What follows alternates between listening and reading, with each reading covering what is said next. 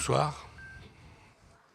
Bonsoir à tous ceux qui nous rejoignent et un salut à ceux qui étaient déjà là tout à l'heure, les affamés de savoir comment on peut être heureux.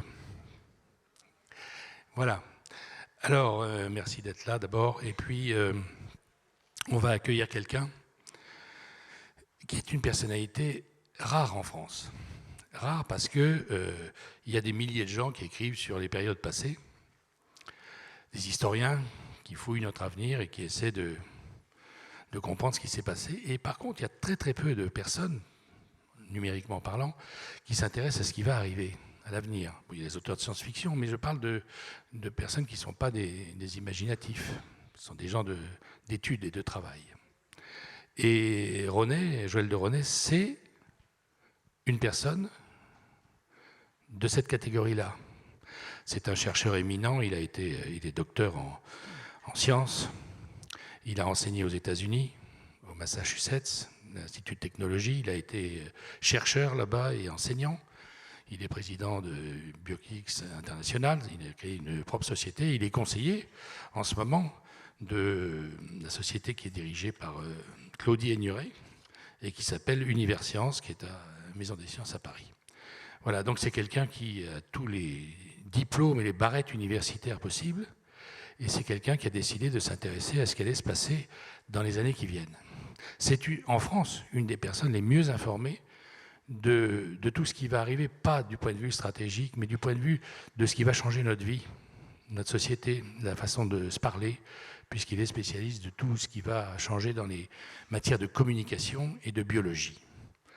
Donc c'est quelqu'un qui va, voilà, à la fin de cette rencontre, on en saura plus sur la manière dont on vivra entre nous, on va dire, durant les quelques années qui viennent. Voilà ce que je vous propose et on va le chercher. À tout de suite.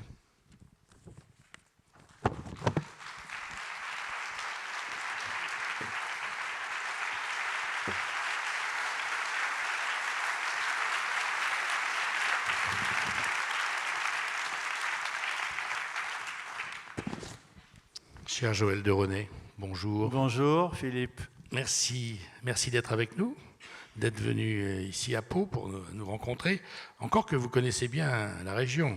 Oui, un tout petit peu au sud. Un peu plus au sud. On vous aperçoit sur des vagues atlantiques qui vont mourir sur les Guattari, c'est ça? Guattari, exactement, la Phyténia. Et vous y allez souvent, vous êtes... J'y vais souvent, et maintenant avec les prévisions qu'on a, on a des prévisions à 10 jours des vagues, donc on peut décider, ma femme et moi, et les enfants parfois, d'aller faire un week-end. Donc on descend comme on va dans une station de ski, faire du surf. Vous voyez, quand Joël de René va faire du surf, il a devant lui la hauteur précise, à 5 cm près, vous m'avez dit tout à l'heure. Ouais, 10 cm près, 10 et ma femme près. aussi, elle me dit, ah non, là tu vas pas, c'est trop... Donc elle vous surveille comme ça de chez... Ah oui, elle me surveille. On a un deal, on a un accord entre nous, comme quoi, quand ça dépasse une certaine taille, j'y vais pas. Et vous avez accepté cette contrainte? Ah oui, j'accepte. J'accepte beaucoup de choses qu'elle me dit. Alors, vous êtes un scientifique éminent, on l'a dit. Ce qui est curieux, ce qui est drôle, c'est qu'on vous appelle un tonton surfeur. Depuis un moment. Tonton surfeur. Pourquoi tonton surfeur? Tonton, parce que les tout premiers qui ont amené le surf à Biarritz, en 1957, on était 4. L'année d'après, en 58, on était une petite dizaine. Et donc, selon le film Les Tontons Flingueurs, Alain Gardinier a écrit un article qui nous a appelé les tontons surfeurs, et c'est resté. Sauf que malheureusement, ils disparaissent tous les uns après les autres. Il n'y en a pas beaucoup qui continuent à surfer à 77 ans. Vous avez été champion de France, hein? Merci. Vous vous rendez compte? J'ai été champion de France et j'ai fait 4 fois les championnats du monde. Eh oui. Vous avez représenté la France? J'ai représenté la France au Pérou, en Australie, à Porto Rico, voilà. Mais enfin, on ne va pas parler du surf. Non, mais c'est quoi? Ça correspond à quoi? Parce qu'on va y venir tout de suite. Parce que le surf, c'est pas simplement chez vous. Vous dites, d'ailleurs, un moment dans votre livre, vous dites, c'est pas un sport seulement. C'est un art de vivre. Voilà, un art de vivre. Oui, absolument. J'ai voulu écrire ce livre, Surfer la vie. Effectivement, vous y référez parce que je pense que la vie est un flux. La vie est une vague. Et sur cette vague, on doit aborder les choses avec prédiction, prévision, de matière multidimensionnelle, c'est-à-dire s'inspirer de tous les éléments que l'on reçoit, comme le surfeur ou la surfeuse sur la vague, reçoit le vent, regarde les autres surfeurs, les rochers en dessous. Et donc l'approche multidimensionnelle est essentielle pour organiser sa vie, pour planifier sa vie. Et puis quelque chose à laquelle je tiens beaucoup et qui fait partie du bonheur, puisqu'on va parler aussi sans doute beaucoup du bonheur, pour moi c'est l'équilibre. L'équilibre en général dans la vie.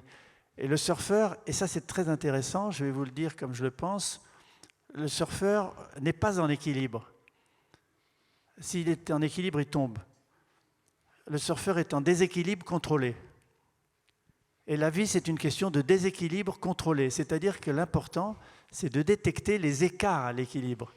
Les écarts à l'équilibre dans son couple, les écarts à l'équilibre avec sa famille, les écarts à l'équilibre dans sa vie professionnelle. Pourquoi ? Pour pouvoir les corriger. Donc il faut détecter les choses de manière multidimensionnelle et pouvoir les corriger.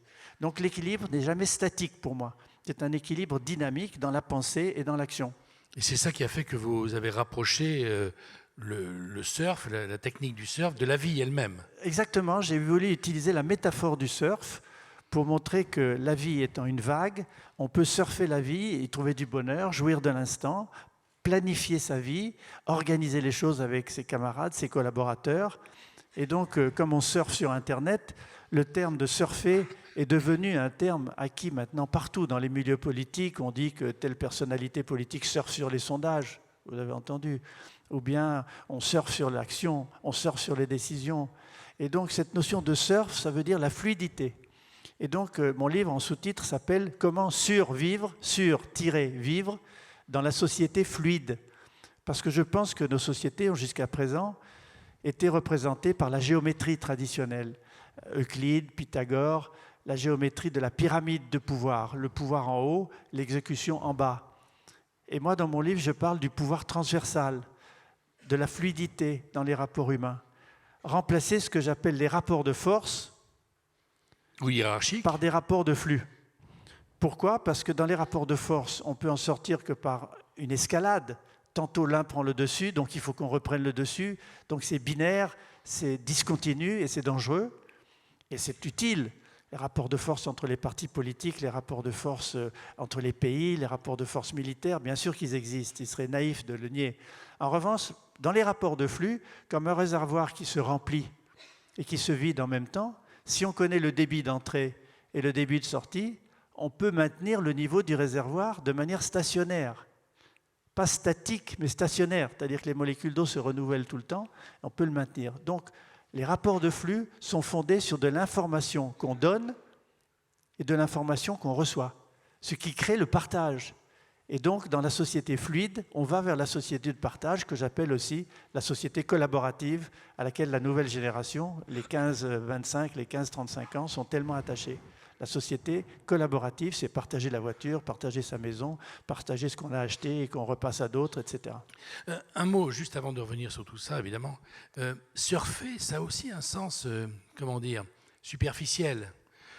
Par exemple, on dit de quelqu'un, vous surfez sur les problèmes, ça veut dire que vous n'allez pas au fond des choses. Vous voyez, est-ce que ça ne vous gêne pas, ce petit aspect qui est accolé au mot surfer quand même dans beaucoup d'expressions, qui est comme si on glissait sans vraiment être investi de la vie, vous voyez ? Pas du tout. Pour moi, au contraire, et pour beaucoup de mes amis qui partagent ce sport, une véritable addiction, le surf aussi tient compte de l'environnement dans lequel on est, c'est-à-dire de l'écosystème. La vague, c'est une merveille qui m'arrive du nord de l'Atlantique sur un spot que je connais, je sais qu'elle va briser là, je l'attends, je la prends. Et sur cette vague, je suis à la fois libre et déterminé. Déterminé parce que la vague, elle va dans une direction et moi je vais la prendre de travers. La vague est formée par une tempête, ce n'est pas moi qui l'ai faite ni inventée. Mais sur cette vague, je suis libre. Libre d'évoluer, libre de faire un kick-out, de sortir, libre d'aller sur la plage et d'arrêter. Donc ma vie, la vôtre, c'est une vie qui est à la fois déterminée et libre. Vous êtes déterminé par vos gènes, vous êtes déterminé par votre éducation, vous êtes déterminé par l'environnement dans lequel vous vivez, mais comme disent les stoïciens, vous êtes libre de gravir la montagne, il n'y a qu'un sommet, mais vous pouvez la gravir par différents endroits. Donc finalement, le surf, c'est ça aussi. Ça intègre la notion d'environnement, ça intègre la notion de volonté, ça intègre la notion d'équilibre dynamique, et donc c'est beaucoup plus que la superficialité. C'est le côté péjoratif du surf, j'accepte tout à fait qu'on puisse le dire sous cette manière-là, mais pour nous, c'est un véritable mode de vie. Oui, je vois ce que vous voulez dire. C'est-à-dire que c'est comme les grands acteurs qui passent des heures et qui donnent l'impression de savoir le texte par cœur sans travailler. C'est ça que vous voulez dire. C'est-à-dire que sous l'impression de superficialité et de facilité, il y a beaucoup de travail et de profondeur. Énormément de travail, beaucoup de difficultés, beaucoup de profondeur. Le surf est probablement un des sports les plus difficiles au monde parce qu'on est sur une planche qui, elle, veut que vous fiche par terre. On est constamment en train d'essayer d'être en déséquilibre contrôlé. En plus, on risque de prendre une vague sur la tête si on a raté celle-là, de passer dessous et de rester longtemps. Donc Maître de très peu de choses, en fait. Risquer sa vie. Donc c'est vraiment un sport très dur, un sport très fort, très profond. Et c'est pourquoi le mot de surfer un peu, ça paraît léger, mais ça ne l'est pas du tout. Pour en finir avec cette affaire, juste un mot, parce que je ne sais pas si c'est votre impression, mais depuis qu'on lit, depuis qu'on est conscient, depuis 50 000 ans sur Terre, on creuse. On creuse le sol, on creuse les mines. Vous voyez, on vit parce qu'on creuse des choses. Est-ce que surfer, c'est pas demander aux gens ou conseiller aux gens ou leur annoncer qu'on va surfer dorénavant? Est-ce que c'est pas demander un changement énorme d'état d'esprit? Bien sûr, c'est difficile de changer d'état d'esprit. Il est plus difficile de changer l'esprit des gens que c'est ce qui résiste toujours, ce sont les acquis. Les acquis. Alors, il y a plusieurs dimensions. Creuser dans le fond, c'était aller chercher les ressources pour survivre. Et puis, nous sommes en train de passer d'une époque de survie avec des ressources qui diminuent d'ailleurs, à une époque de construction où on est en train, notamment avec les nanotechnologies, pour ceux qui ne savent pas ce que c'est une sorte de chimie minuscule où on assemble les éléments les uns sur les autres. On peut fabriquer des produits en construisant, en empilant, plutôt qu'en creusant. Et il y a aussi la dimension latérale. Donc il y a 3 dimensions. La profondeur, la construction verticale et la latéralité. Donc ce que j'essaye de dire dans la société fluide, c'est le pouvoir transversal, le pouvoir latéral, la relation en réseau, les uns avec les autres, pour être plus que tout seul. Donc c'est une société, comme la société d'origine, qui s'est créée pour se renforcer les uns les autres, mais avec la puissance des réseaux et surtout maintenant avec la puissance du numérique. Pourquoi on disait ça au début, mais c'est vrai, tellement de gens s'intéressent au passé, tellement peu au futur. Pourquoi vous? Parce qu'il y a très longtemps, vous étiez tout jeune homme, déjà le futur, c'était votre horizon. Mais c'est sûr que Jean d'Ormesson, dans un livre extraordinaire, qui n'est pas du tout ce qu'on attendait de lui, qui s'appelle « Comme un chant d'espérance », parle du temps et de la lumière d'une manière extraordinaire. Il dit entre un passé qui n'est plus, un futur qui n'est jamais là, et un présent qui passe son temps entre projets et souvenirs, le temps est la plus formidable des machineries. C'est vrai que le passé est réconfortant, parce qu'il est dans la mémoire, on sait ce qui s'est passé, comme on dit. Le futur est toujours inquiétant, parce que c'est du nouveau, ça fait peur. Inconnu. Moi, on me dit que je suis futurologue, c'est le terme anglo-saxon, futuriste, prospectiviste. Mais si on revient à la prospective de Gaston Berger, qui est l'inventeur du mot prospective, le grand philosophe français dans les années 50, qu'est-ce qu'il dit? Il dit la prospective, c'est se placer au futur pour regarder dans le présent les tendances qui pourraient mener vers ce futur. Donc effectivement, c'est complètement différent que de faire de l'extrapolation. Exactement. L'extrapolation, c'est de dire voilà comment ça s'est passé pendant 20 ans, et voilà ça va se passer comme ça les 20 prochaines années. Ça, c'est faux. Ça ne marche plus du tout comme ça. C'est très intéressant ce que vous dites. Il y a l'accélération. Ça va à l'envers de ce qu'on pense. Mais complètement, c'est contre les idées reçues. Parce que le monde, à la fois, s'accélère, quelquefois il y a des inhibitions, quelquefois il y a des sursauts. Donc le développement est non linéaire. Il n'est pas séquentiel et linéaire comme notre pensée cartésienne, analytique voudrait le voir.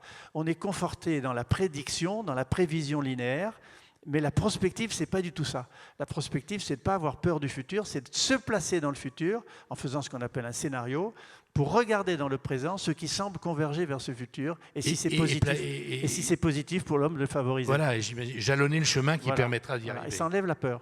C'est comme la différence entre le principe de précaution et le principe d'attrition, qu'on connaît beaucoup moins. Le principe de précaution qui est tellement connu, il est même introduit dans notre Constitution maintenant. Beaucoup de scientifiques, comme moi, pensent que c'était une erreur, mais enfin, c'est dans la Constitution. Le principe de précaution, ça peut se résumer à dire, tant que les scientifiques ne nous ont pas dit qu'on pouvait y aller, on n'y va pas, et même on l'interdit.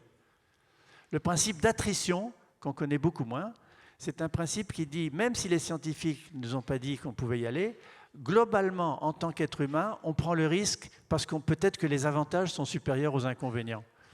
Et donc, l'attrition, ce n'est pas la peur du futur. C'est au contraire la prise de risque qui manque beaucoup trop souvent dans nos entreprises, dans nos sociétés, dans la politique. La prise de risque, c'est d'aller de l'avant ensemble.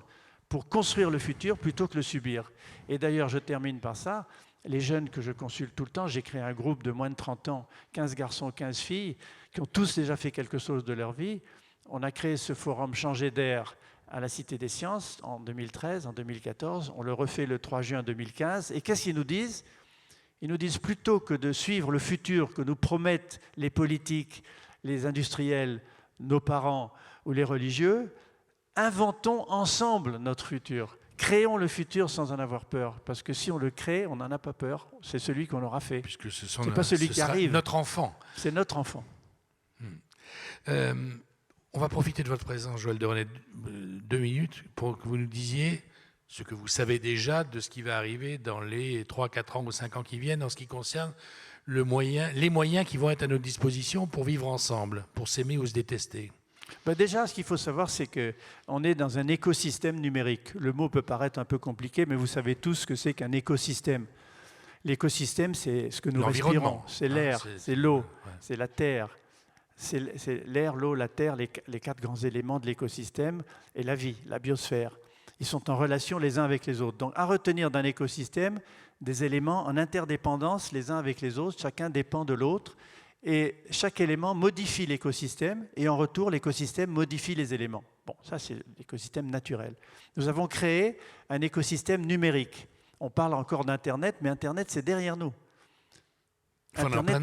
Internet n'est qu'un petit élément de cet écosystème numérique. Il y a la voiture connectée, il y a les satellites, il y a la télévision connectée, le mobile, etc. Donc, dans cet écosystème, nous sommes devenus des hommes et des femmes augmentés. Le terme n'est pas trop fort. Avec ces smartphones que nous avons dans nos poches, la plupart des gens ici en ont, ou un mobile, nous avons des sens supplémentaires à ceux que la nature nous a donnés. La vue, l'ouïe, le toucher, le goût, l'odorat. Nous avons le sens de l'orientation avec le GPS. Nous avons le sens de l'ubiquité avec des logiciels qui nous permettent... c'est l'appareil qu'il a, pas nous. Comment? C'est l'appareil qu'il a, le sens. Oui, l'appareil là, mais il nous le donne. C'est comme une extension de notre corps. Il nous fournit l'information. C'est pour ça que les gens sont tellement addicts à leur portable ou à leur smartphone. C'est parce que c'est un sens nouveau.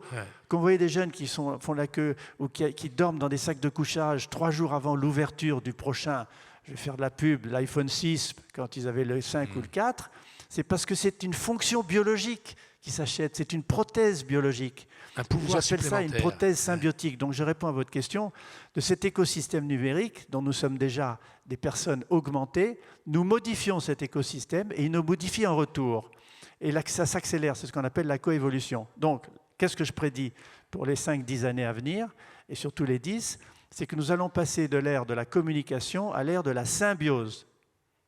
À savoir. Quand on pose la question aux gens, qu'est-ce qui a le plus frappé pour vous, qu'est-ce qui vous a le plus frappé les 30 dernières années, les gens répondent la communication, le smartphone, le portable, Internet, mobile. Et l'automobile, évidemment, avant. Mais je crois que la symbiose, c'est d'avoir quelque chose qui est en relation directe avec l'écosystème dans lequel nous vivons. Une symbiose, par exemple, le corail, c'est un organisme symbiotique entre une algue et un petit animal, un protozoaire. L'un fabrique du calcaire et l'autre, par la photosynthèse, fabrique des aliments pour celui qui fabrique le calcaire. Et l'algue trouve son refuge dans les trous du calcaire contre le courant, contre les prédateurs. Donc ils sont en symbiose, ils ont besoin l'un de l'autre. Donc nous entrons en symbiose avec cet écosystème auquel nous allons sous-traiter tout un tas de fonctions que nous ne pouvons plus accomplir parce que ça devient trop compliqué pour nous, avec des ordinateurs connectés en réseau. Le cloud, par exemple, ce qu'on appelle le nuage, c'est un système d'ordinateurs interconnectés, fait des choses qu'on ne peut plus faire tout seul. Et donc nous allons rentrer dans l'ère de la symbiose. Comment? Parce que nous allons passer du portable au métable. C'est-à-dire que ces outils portables auront moins d'importance que les outils métables. Déjà, il y a des montres, déjà, il y a des lunettes qui ont un écran, il y a des semelles de chaussures qui vous disent où vous allez et qui, dans un écouteur, vous disent tournez à droite, tournez à gauche quand vous visitez une ville. Donc, tout ça fait... Et des vêtements, des boutons de colle. Donc, tous nos vêtements vont nous parler, c'est ça? Pas tous nos vêtements. Enfin, alors, c'est pas ou, tout. C'est ouais. et. On aura des vêtements classiques. Si on veut, on s'habillera comme on s'habille aujourd'hui, ou même hier. Mais par contre, si on le souhaite, pour certaines professions, par exemple des gens qui sont sur un chantier et qui ont besoin d'avoir leurs mains libres, auront des Google Glass ou des lunettes qu'on appelle LRA, des lunettes à réalité augmentée, qui sur un écran leur diront quoi faire. avec leurs mains. Alors pour la santé, ça va jouer un rôle extraordinaire. J'en parle beaucoup en ce moment, je fais des conférences là-dessus la semaine prochaine. On appelle la e-santé, c'est-à-dire qu'avec ces outils métables, nous allons pouvoir avoir un tableau de bord personnalisé, permanent, si on le souhaite. Aujourd'hui, nos tableaux de bord, ils sont deux. C'est la balance et le miroir. On va dans sa salle de bain, on se pèse, on dit « zut, j'ai pris du poids, il faut que je fasse un régime ». On se regarde dans la glace, on dit « zut, j'ai des poches sous les yeux, j'ai trop de stress, il faut que je me relaxe un peu ». Mais avec ces appareils métables, nous aurons sur nos smartphones, et votre médecin aussi, qui va devenir un conseiller de vie, des informations permanentes et surtout l'intégration de ces informations de votre corps les unes avec les autres. Les battements de cœur, les battements de cœur, le taux de indices cholestérol, le taux de sucre dans le sang, tout un tas de paramètres. en permanence. Si on le souhaite, et si votre médecin est en accord avec vous pour devenir un conseiller de vie. En plus, c'est très important pour l'industrie pharmaceutique. Il y a certainement des personnes dans cette salle qui la connaissent ou qui en font partie. Pour l'industrie cosmétique, pour l'industrie agroalimentaire, parce que va naître ce qu'on appelle la prévention quantifiable. C'est-à-dire qu'au lieu de dire je fais ça, j'espère que ça marchera bien, là on peut mesurer les effets. Si on mange quelque chose différemment, on fait de l'exercice différemment, on peut mesurer les résultats tout de suite. Question, est-ce que ça va nous rendre plus heureux? Au contraire, ça va nous angoisser en permanence. On va passer son temps à regarder sa montre, ses chaussures. Alors tout ceci se gère. On a beaucoup parlé de ça, ma femme et moi, dans un livre qu'on a écrit en 1979, qui s'appelait La malbouffe, où on a expliqué que diéta, en grec, ça veut dire art de vivre, d'où est venu le mot diététique. Et donc je pense que les choses se gèrent. Gérer son corps, j'ai créé un mot pour ça, j'ai appelé ça la bionomie. Il y a l'écologie et l'économie. L'écologie vient de oikos, la maison, et logos, la science. L'écologie, c'est la science de la maison terrestre. Économie vient de oikos, la maison, nomos, la règle de gestion de notre maison. Écologie et économie sont les deux faces d'une même médaille. Sauf que biologie est tout seul. Bios, logos, la science du vivant. Alors j'ai inventé, pour répondre à votre question, le bios nomos, la règle de gestion de sa vie, la règle de gestion du corps. Et là, il y a des règles qui sont agréables, qui donnent du plaisir. C'est pas de la prévention, la prévention n'est pas la privation. La frugalité peut donner beaucoup de plaisir. Savoir se nourrir et faire de l'exercice vous donne un plaisir si vous pouvez aussi mesurer les résultats que vous voyez sur vous. Et donc tout ceci conduit au plaisir et donc au bonheur d'être bien dans sa peau et bien dans sa vie. Alors, vous nous dites, alors vous êtes quelques intellectuels il y a longtemps, hein, vous avez créé un groupe des 10 il y a quelques années de ça, parce que vous aviez dans l'idée d'imaginer ce que pourrait être la société maintenant. Hein, c'est-à-dire il y a 20 ans que vous avez déjà créé ça. Et donc, vous avez... Fin des années 60. Voilà, oui, 40. Et alors, vous dites, avec tous ces gens-là, on ne vit pas une crise en ce moment. Ce mot crise, il faut arrêter de l'utiliser pour ce qui concerne la situation actuelle. On entre dans une ère nouvelle, dans un monde nouveau. C'est ça que vous dites. C'est un changement de monde. D'ailleurs, Michel Serres l'a très bien dit. Il a dit, ce n'est pas seulement une crise, c'est un changement de monde. On change d'un monde par la relation aux autres. L'imprimerie a créé une révolution extraordinaire. Évidemment, la télévision, le cinéma. Mais l'écosystème numérique, vous avez entendu, je n'ai pas dit Internet, l'écosystème numérique dans lequel nous sommes, parce qu'on ne va plus sur Internet, on est dans Internet. Il est partout. Il est dans votre voiture, il est dans votre montre, et il est dans les paysages. Vous pouvez cliquer dans l'environnement comme avec une télécommande maintenant, avec la réalité augmentée. Donc, cet environnement nous suit partout, et donc nous sommes en train de changer de monde. Et qui le comprend mieux que quiconque? La génération dite du millénium. Avant, on les appelait la génération Y. On les a aussi appelés la NetGen. Moi, je m'amuse à les appeler les MHBG. Ça veut dire en abrégé des mutants hybrides bionumériques géolocalisés. Ce sont nos enfants, ce sont nos petits-enfants. Pas gentil pour eux, ce que vous dites. Mais c'est pour vous faire rigoler. D'ailleurs, ça les fait rigoler. Et il y a un mot très étrange qui a été créé aussi par eux, qui est Iquiwaywin, I-K-I-W-A-I-W-A-I-N. Si vous googlez ça, vous tapez ça sur Google, vous allez trouver ce que ça veut dire. Ça veut dire « I know what I want and I want it now ». Je sais ce que je veux et je le veux maintenant. Donc cette génération-là, elle est en train de changer le monde. C'est une génération pressée, c'est une génération qui a une culture numérique, c'est-à-dire qui sait partager les éléments, qui s'est passé de la société de l'information à la société de la recommandation. Et ils sont en train, dans le monde entier, c'est une génération mondiale, elle n'est pas seulement française. Cette génération dite maintenant du millénium, ceux qui avaient autour de 15 ans au tournant du millénaire, ils ont entre 15 et 35 ans, ils sont en train de changer le monde. La grande différence avec ce qui se passe, c'est que les politiques traditionnelles, ancrées dans leur pyramide de pouvoir, élus à court terme et localement, ne comprennent pas les problèmes à long terme, globaux, et le pouvoir transversal. Ils ne peuvent pas comprendre ce tsunami qui est en train de leur tomber dessus, qui est en train d'arriver, que je décris dans mon livre « Surfer la vie ». Donc ça veut dire qu'il y a une fracture entre les générations? Il y a une fracture, et il y a une fracture tout à fait nette. Pour ces jeunes que nous, on voit tout le temps, je vous dis, le groupe que j'ai créé, ils disent, je ne vais pas aller jusqu'à dire ça publiquement avec la télévision qui me filme et des journalistes dans la salle, bah si, que les politiques sont hors jeu. Par leur système pyramidal de décision du haut vers le bas, par le jeu des partis qui sont que des rapports de force pour être réélus et non pas pour s'occuper vraiment des problèmes des gens. Pour eux, les politiques sont hors jeu. Donc ils pratiquent la désintermédiation, le contournement pour faire des choses malgré les structures qui ne peuvent plus changer. Ils se refusent, me disent-ils. J'en ai un qui a 24 ans, qui s'appelle Adrien Aumont, pour ne pas le citer, peut-être vous l'avez vu à la télé. Il a créé un système qu'on appelle du financement coopératif. En anglais, ça s'appelle du crowdfunding. Sa banque a un nom très étrange, ça s'appelle Kiss Kiss Bank Bank. Et vous pouvez collecter de l'argent sur Internet en donnant chacun 50 € ou 100 € pour lancer quelque chose. Vous n'allez pas toucher des redevances ou des royalties, mais vous êtes heureux, peut-être que vous aurez le produit en question. Il a créé ça. Bon, il a 23 ans. Il n'a pas passé beaucoup de diplômes.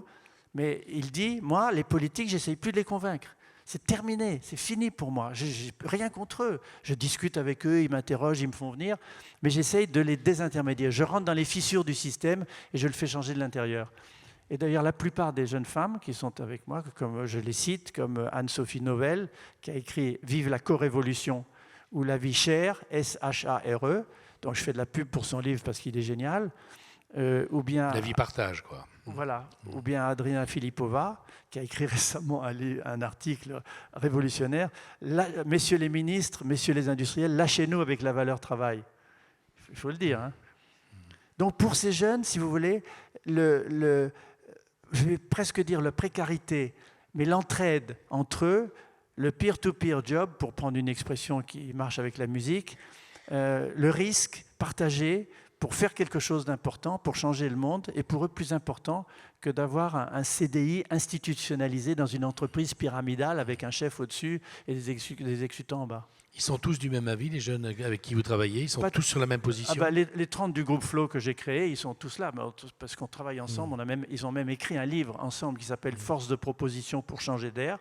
Vous pourrez trouver sur Internet, gratuit, vous pouvez le télécharger, qui est un véritable manifeste politique pour le futur. Et vous partagez leurs pensées dont vous venez Moi, je discute avec eux, je partage leurs pensées parce que, je vais vous raconter une anecdote, elle est vraie, c'est un peu vantard ce que je vais vous dire, mais j'étais avec 4 jeunes femmes que Michel Serres appelle les petites poussettes, parce qu'avec leurs pouces, elles vont tellement vite pour taper des SMS, et elles avaient 23, 24, 25, 27 ans.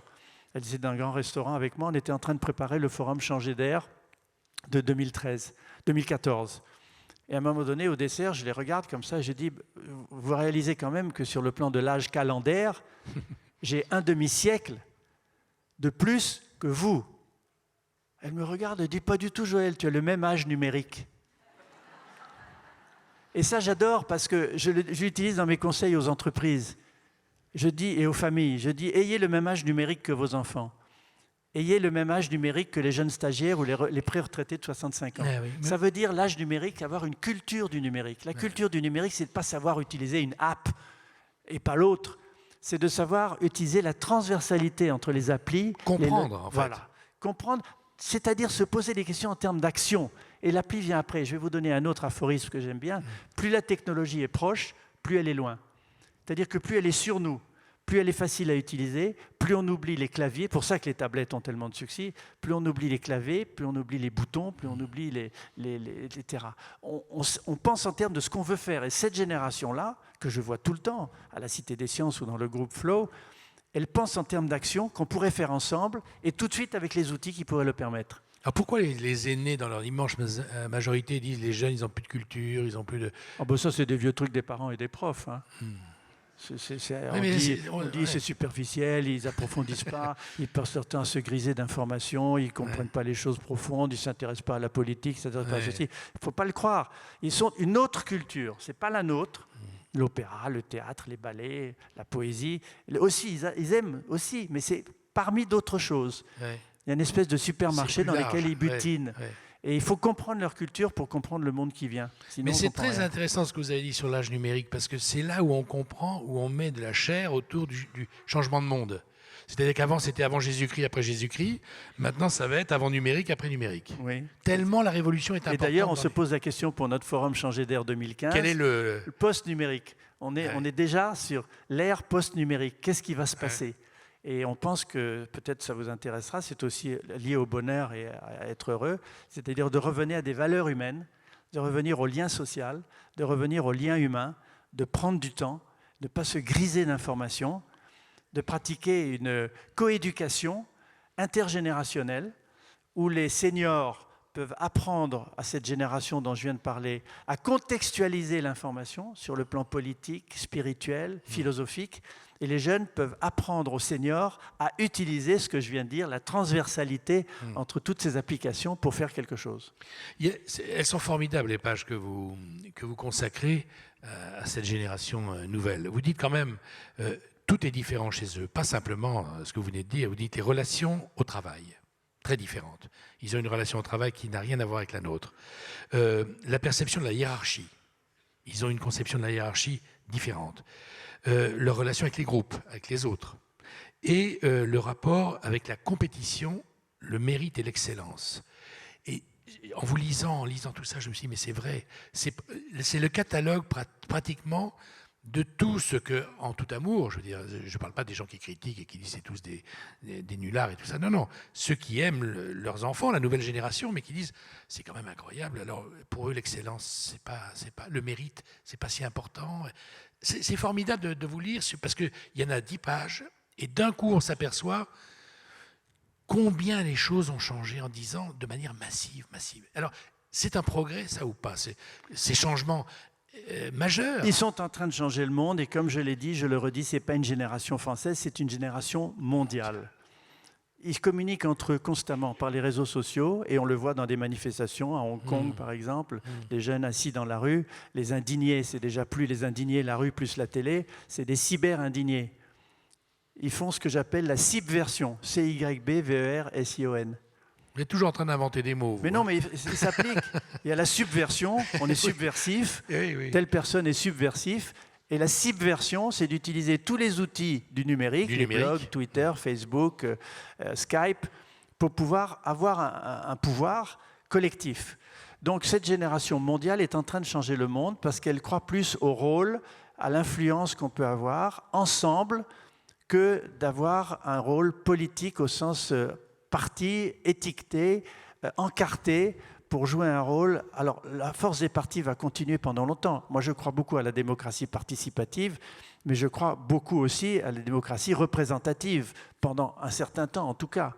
Et les politiques sont évidemment absolument essentielles à la vision sociale, mais plutôt comme catalyseurs, comme accompagnateurs, que comme donneurs d'ordre permanents et de contrôle permanent. Donc ils sont d'ailleurs eux-mêmes en train de le réaliser. Je peux vous dire qu'on se côtoie beaucoup, si j'ose dire.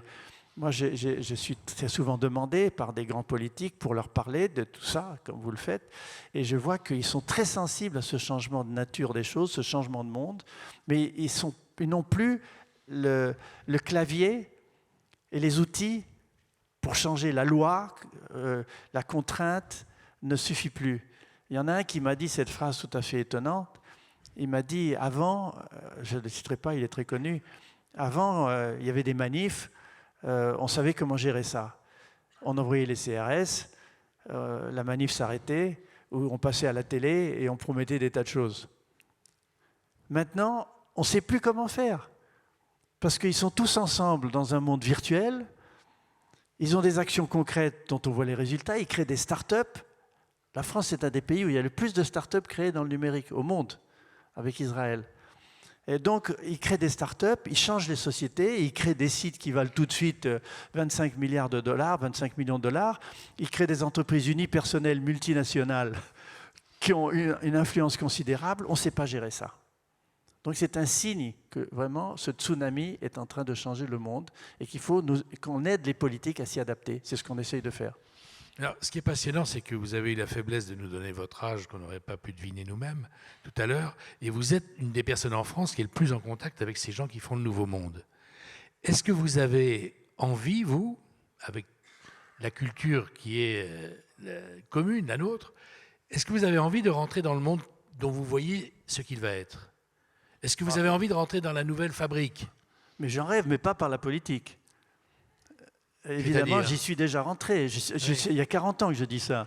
Oui. J'étais au MIT au début d'Internet. Oui. Je suis arrivé en France, Internet a commencé à peine. En 92, j'ai créé le site citesciences.fr. 92. Mon site, de René, mon email c'est joël@derené.com. J'ai créé l'appellation derené.com en 92, en 93. Bon. Donc, je suis dedans depuis le début, donc je suis déjà rentré dans ce monde-là. Mais maintenant, je rentre dans le monde de la symbiose, je rentre dans le monde biologique, puisque vous avez vu que les grands du numérique, comme Google, sont en train de rentrer dans la biologie, ce qui me fait peur. Google n'est pas, comme on croit, un moteur de recherche ou une entreprise qui vend de la publicité. Google est une plateforme multidimensionnelle qui utilise ses clients pour créer de la valeur ajoutée, qu'elle revend à d'autres. Et d'ailleurs, ces grands du numérique, on les appelle maintenant GAFAMA, G-A-F-A-M-A, c'est-à-dire Google, Apple, Facebook, Amazon, Microsoft, Alibaba. Alibaba est une société chinoise du e-commerce qui est rentrée en bourse il y a un mois aux États-Unis à 25 milliards de dollars, c'est-à-dire la capitalisation boursière du Crédit Agricole, en gros. Donc ces grands du numérique sont devenus d'une puissance extraordinaire. Ils sont en train de grignoter le monde classique des entreprises, la banque, l'assurance, le tourisme, les transports, l'automobile, l'immobilier. Google vend des maisons.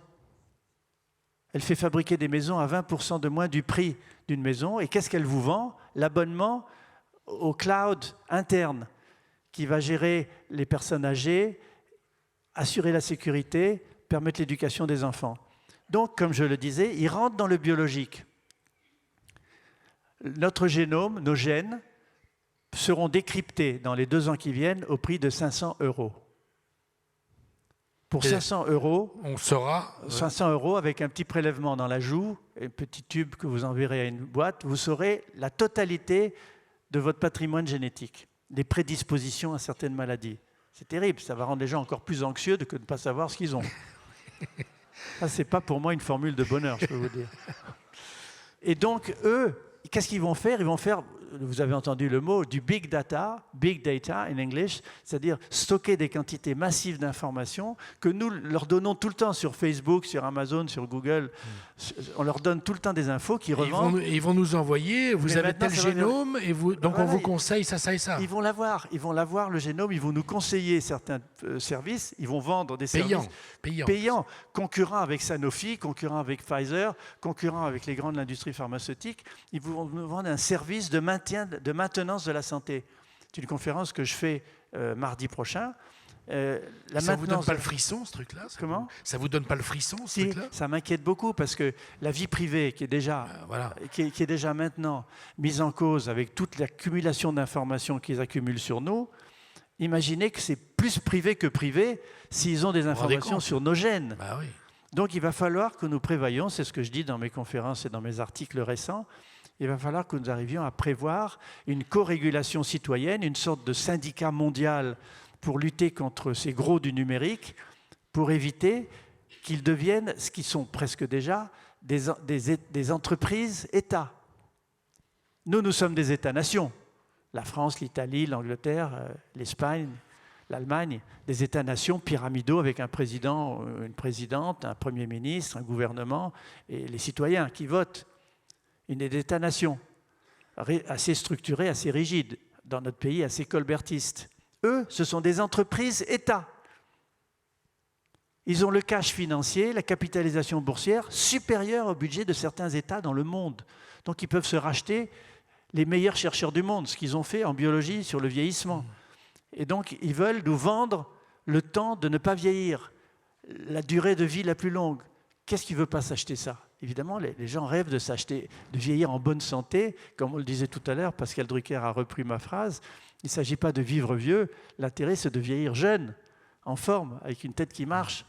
Et ces gens-là sont déjà dans ce sujet-là. Donc il va falloir que nous, les citoyens informés, ce qu'on fait dans ce genre de colloques et dans les bouquins qu'on écrit, qu'on soit capable d'opposer une force de résistance, une sorte de cyber-boycott pour éviter qu'ils nous dominent complètement, comme une sorte de Big Brother, mais avec des outils d'une puissance extraordinaire. C'est pas Big Brother, c'est très Big Brother. Ah oui, c'est vraiment...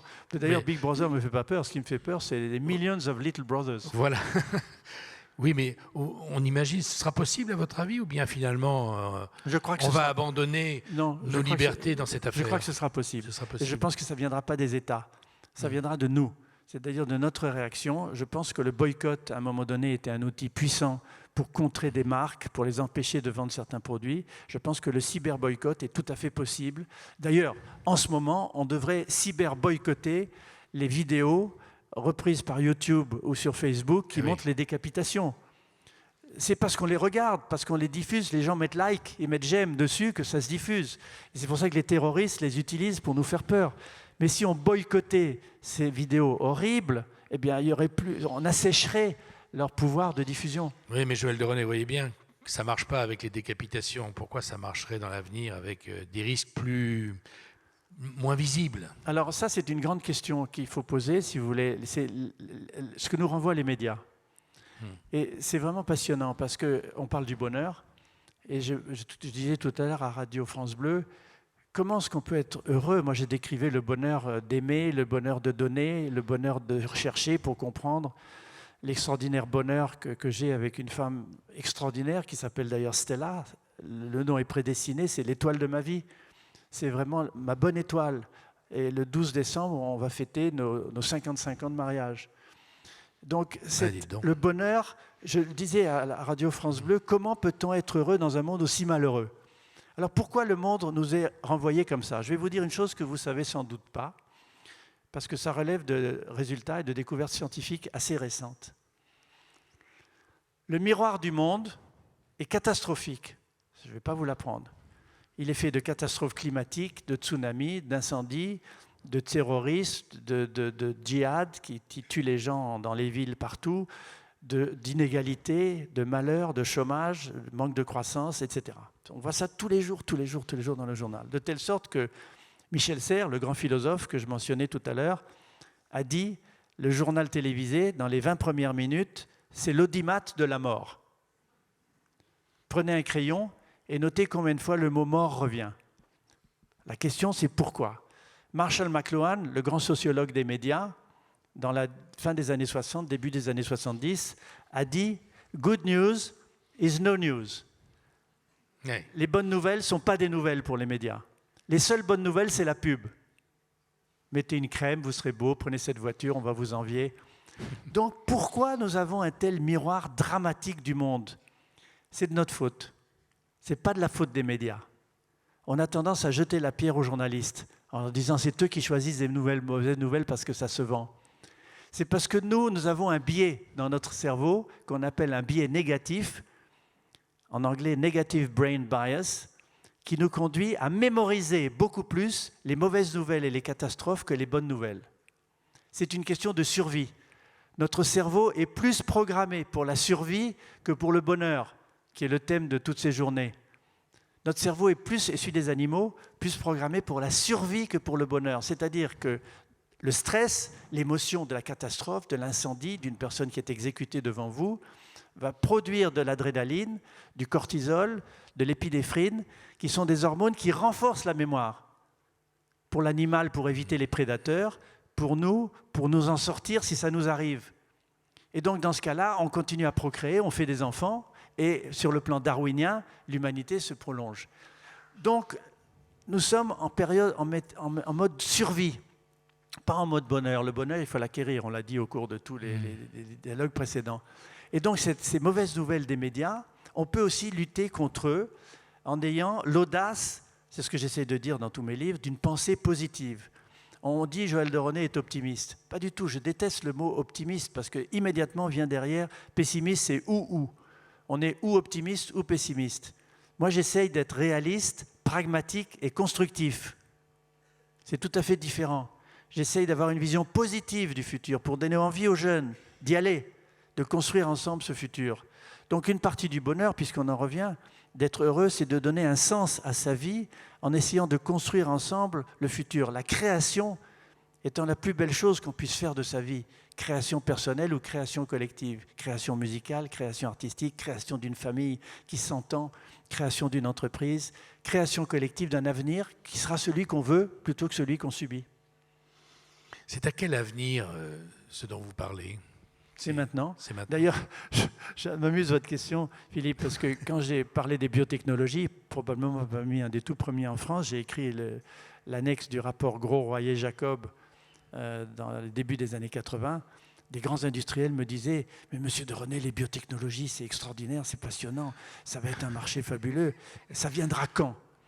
Je dis « Monsieur, le fait que vous posiez cette question, c'est déjà trop tard pour vous. » Parce que c'est des mouvements en continu. Au début, c'est petit, on ne les voit pas, mais c'est du continu, c'est du surf.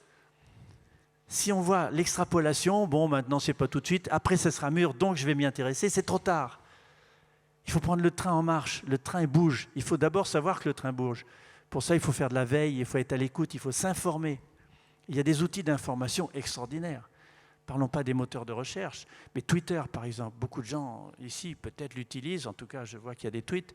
Mais peut-être vous ne savez pas que Twitter est un fantastique moyen de s'informer. Parce qu'en 140 caractères, si vous vous abonnez à des grands journaux internationaux, if you read English, that's very important.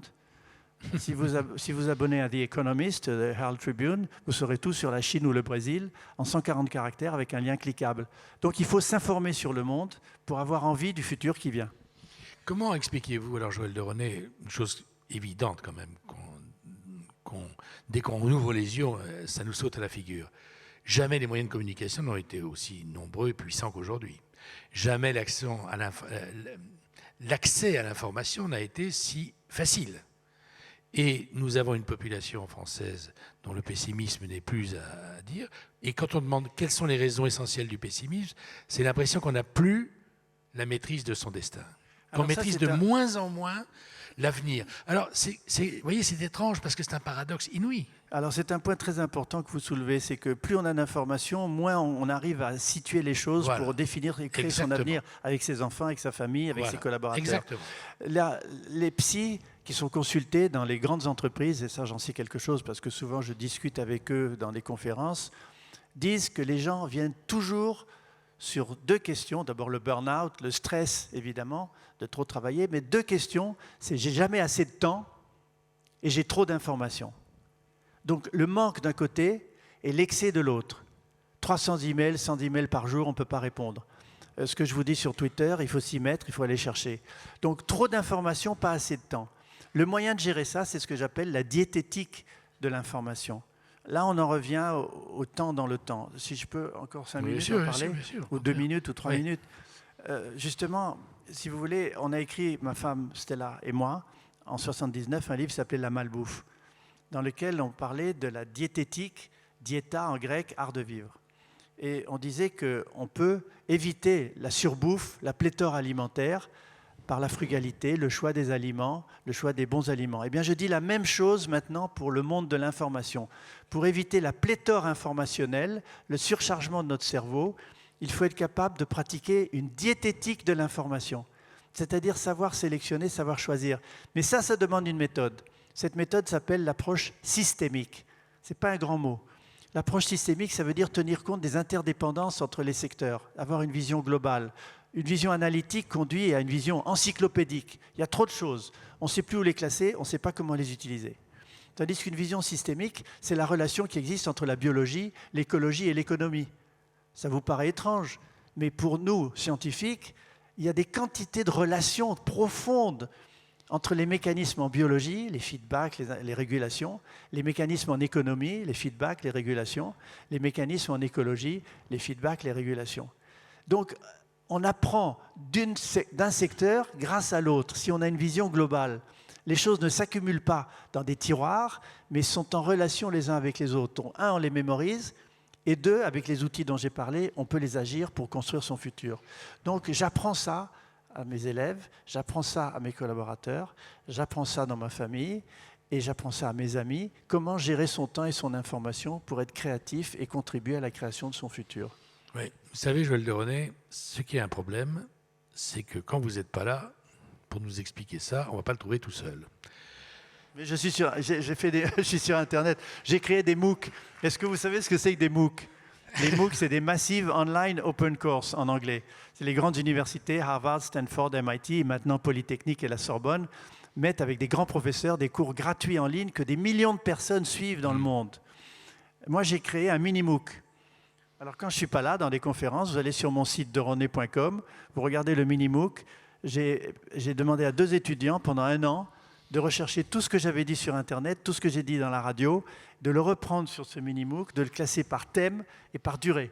Et donc, par thème et par durée, vous avez des conférences sur tous ces sujets à volonté. Alors, au début de votre intervention, on se dit, Joël de René, c'est un type formidable et tout, heureusement qu'on l'a rencontré. Et à la fin, on se dit, mais on n'y arrivera jamais. Il y a toute une éducation à refaire. Non, mais moi, c'est ça que je ressens. Hein. Il faut oublier pas mal de choses, des années, et on va pas se raccrocher aux branches en 6 mois, 1 an. C'est une histoire très longue. Laissons la génération Y se débrouiller. Nous, on va essayer de s'en sortir. Non, n'abandonnez pas. Au contraire, écoutez-les, comprenez leur culture. Vous m'avez cassé les jambes, là. Non. Écoutez-les, comprenez leur culture, travaillez avec eux, vos enfants, vos petits-enfants. Ils peuvent vous aider à comprendre le monde, à le construire avec les outils dont on dispose aujourd'hui. C'est une tâche passionnante et ça, c'est un bonheur. Oui. Bon.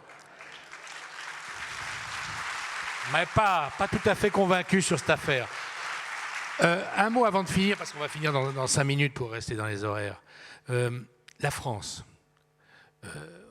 En ce moment, ce n'est pas une bonne période pour nous. Hein. On a l'impression qu'on est un pays un peu à la ramasse, comme on dit. Hein. Et puis, les politiques, les industriels nous accablent, et la télé dont vous venez de parler nous accable un peu en disant qu'on est un peu en retard sur tout ce qu'il faudrait faire.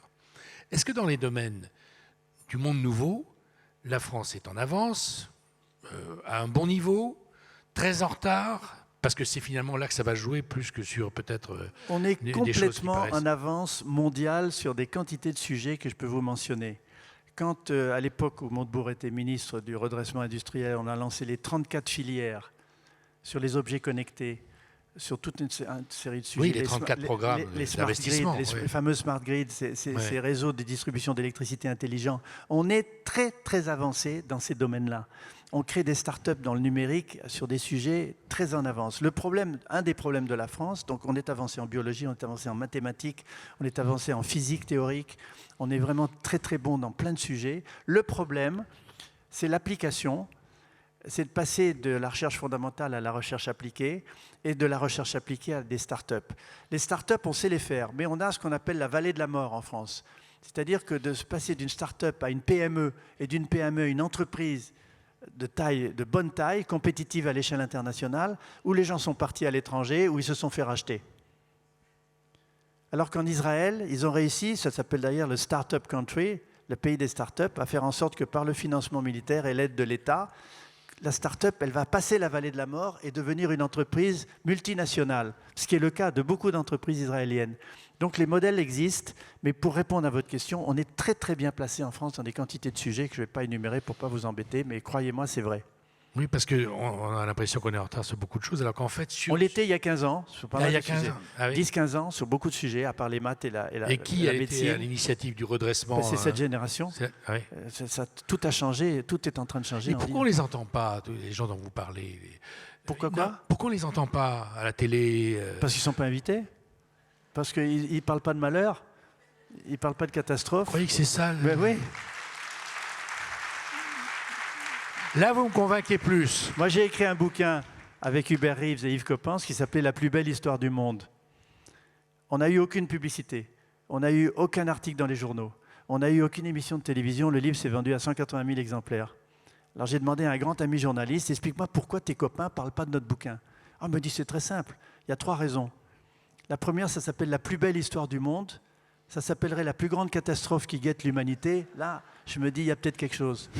Ensuite, entre Yves Coppens, toi et Hubert Reeves, vous vous entendez tellement bien, je vais passer la parole à Hubert qui va vous raconter l'origine du monde et lui l'origine de la vie. Moi, je n'ai pas un coin à mettre entre vous, il n'y a pas de controverse. Il n'y a pas de bagarre. Il n'y a pas de terrain de controverse. Et troisièmement, j'ai tout compris, c'est super bien expliqué, mais moi, je ne parle pas comme Madame Michu qui a tout compris, je veux me sortir des bouquins incompréhensibles parce que ça me valorise. C'est terrible ce que vous dites. C'est la réalité, mon vieux. Vous êtes journaliste, vous le savez. Ouais. Mais donc on peut résister à ça si on participe du Nouveau Monde et qu'on va sur Internet. Il y a un moyen de savoir sur ce qu'ils font. Internet, vous trouverez ce que dit Anne-Sophie Novelle, ce que dit Adrien Aumont, ce que dit Mathieu Baudin. Mathieu Baudin a créé un institut qui s'appelle l'Institut des futurs souhaitables. Il a une émission régulière sur Internet. Sa devise, c'est « Au pire, ça marche ». C'est pas mal. Voilà. Ouais, ça c'est Et bien. donc, il est très positif sur le futur. Je fais une émission avec lui mardi prochain qui s'appelle SOS. Donc, on va faire un grand débat qui est vu par des centaines, des milliers de personnes sur Internet. Donc, comme les médias ne les invitent pas, nous invitent pas, ou plus, enfin moi maintenant c'est fini, je suis moins invité, sans doute parce que je suis trop positif sur le futur. Par contre, j'étais invité à la Cité de la Réussite avec Attali, Taubira et Jean Ziegler. Et j'ai essayé de faire passer l'audace d'une pensée positive. Donc ça arrive aussi. Et ça a été repris, vous le trouverez sur Internet. Et puis vous êtes à Pau aujourd'hui. Je suis à Pau ici, Bon, participer quand à même. quelque C'est chose aussi dans important que la Cité de la Réussite. ville que j'adore, sur un sujet qui me passionne, sur le bonheur. Et je ne vous ai pas parlé de mes secrets du bonheur, mais ce sera peut-être pour une Alors, autre fois. juste, rapidement quand même. Parce que si vous avez un secret, c'est pas le moment de le garder. Non, mais mes secrets du bonheur, c'est trois mots. Ouais. C'est aimer, donner, chercher. C'est-à-dire la curiosité. La curiosité. Dans l'ordre. Aimer. Moi, j'ai une famille qui s'entend super bien, c'est extraordinaire. J'ai 3 enfants, Tatiana, dont vous avez entendu parler, Ah ouais. Cécilia, Alexis. Tatiana a 53 ans, Cécilia a 52, Alexis a 46. Ils ont tous on se voit tout le temps. On a 7 petits-enfants, 4 garçons, 3 filles, et un qui arrive ce soir ou demain. Un autre, ce soir-là, je pense. Donc vous êtes en plein accouchement. Ma femme est une femme extraordinaire que j'adore. Elle est d'une complémentarité extraordinaire, elle est empathique, elle aime les gens, elle va au-devant des gens, elle s'intéresse plus aux gens qu'à elle-même, elle aime la découverte des voyages, des gens. Bon. Donc ça c'est le bonheur familial. Mais je disais, c'est difficile d'être heureux dans un monde aussi malheureux, et le moyen de l'être, c'est d'avoir une pensée positive, c'est-à-dire d'aimer les autres qui travaillent avec vous, d'aimer le futur, d'aimer vos collaborateurs, d'aimer les gens autour de vous. Deuxièmement, c'est donner. Ce critique d'art belge qui est mort il n'y a pas très longtemps, que j'aime beaucoup, qui s'appelle René Berger, il est mort à 96 ans, il me disait, plus tu donnes, plus tu restes. Plus tu donnes tes connaissances, plus tu donnes ton argent, plus tu donnes ta maison, plus tu arrives léger à la mort. Tu n'as plus rien, tu es léger, tu es comme une plume. Et puis plus tu restes dans la tête des autres. Tu es plume, tu t'élèves. Et la phrase de Teilhard de Chardin, tout ce qui monte converge. Plus on s'élève en esprit, plus on va les uns vers les autres. Et donc, on arrive vers la mort, on en a moins peur, puisqu'on est léger. Et enfin, chercher, être curieux, poser des questions, s'intéresser au monde, s'intéresser aux gens, et pour un chercheur, transformer ça en connaissance pour redonner aux autres la connaissance et la partager. Vous voulez que je vous dise, Joël de René ? Je vais reprendre votre proverbe et dire « Au pire, vous avez été passionnant ». Merci beaucoup.